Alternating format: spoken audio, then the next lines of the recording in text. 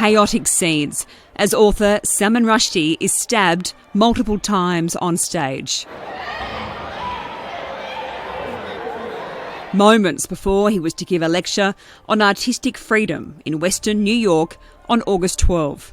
Staff and audience members rushed to help the prize-winning author and to hold down the suspect, who was arrested at the scene and later charged with second-degree attempted murder and assault. Rushdie has lived with a bounty on his head since the 1988 release of his novel, The Satanic Verses, and has spent years in hiding. In 1989, in response to the book, the late Ayatollah Ruhollah Khomeini, then Iran's supreme leader, pronounced a fatwa calling upon Muslims to kill Rushdie. The Satanic Verses is viewed as blasphemous by some Muslims. It draws on elements of the life of the Islamic prophet Muhammad and the origin story of the Quran. In 1989, the British government responded to the fatwa by putting Rushdie under police protection, with the author going into hiding for nearly a decade. Often violent protests against Rushdie erupted around the world, including a riot that killed 12 people in Mumbai in 1989. And 4 bombs were planted outside bookshops in Britain owned by Penguin, the publisher of the Satanic Verses.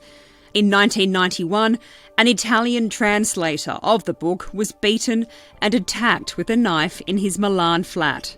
2 weeks later, a Japanese translator was stabbed to death in Tokyo. And in 1993, Norwegian publisher William Nygaard was shot and severely wounded after publishing Rushdie's work.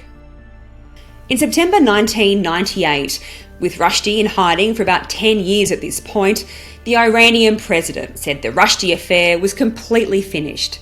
But a month later, 160 members of the Iranian parliament said the death decree remained valid.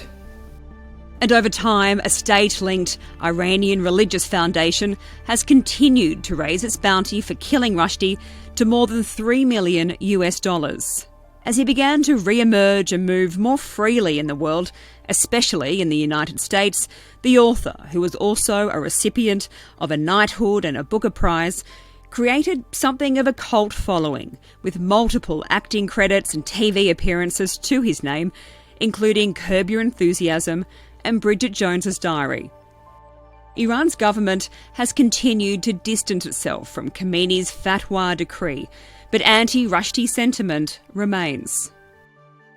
A government spokesperson rejected any links between Tehran and the August 12 attack, stating Rushdie and his supporters were to blame. Bravo, Rushdie! Bravo! Rushdie's son said his family was grateful for the audience members who leapt to Rushdie's defence. He said his father had been removed from a ventilator, and although his life-changing injuries were severe, including a damaged liver and the likely loss of an eye, Rushdie's usual feisty and defiant sense of humour remained intact.